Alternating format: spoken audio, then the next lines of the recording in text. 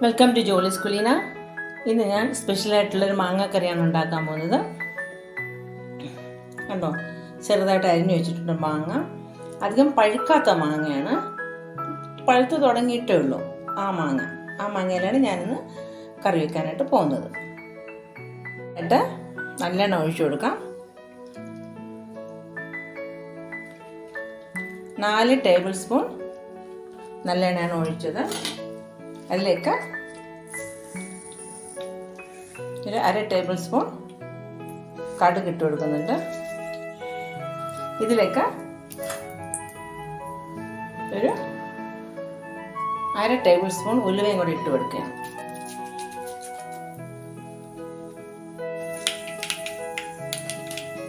അപ്പോൾ കടുക് പൊട്ടി തുടങ്ങി, ഉലുവ നന്നായിട്ട് മൂത്ത് വന്നിട്ടുണ്ട്.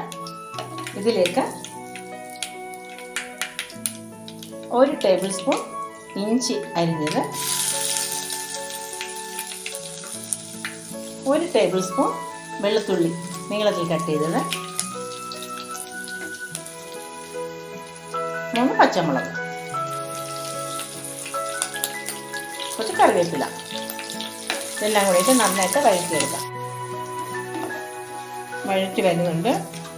ഇതിലേക്ക് കുറച്ച് മഞ്ഞൾപ്പൊടി,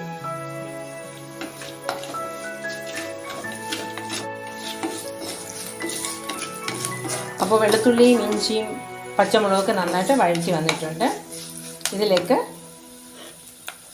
2 ടേബിൾ സ്പൂൺ ക്രഷ്ഡ് ചില്ലി,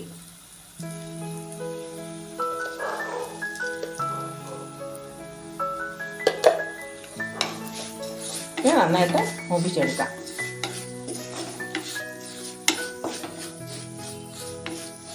അധികം പഴുക്കാത്തത്, പച്ച മാറിയിട്ടേ ഉള്ളൂ, അപ്പം അധികം പഴുത്തിട്ടില്ല.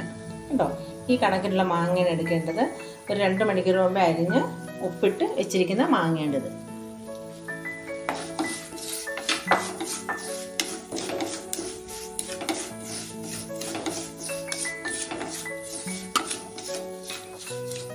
അപ്പോൾ മുളക് മൂത്തിട്ടുണ്ട്.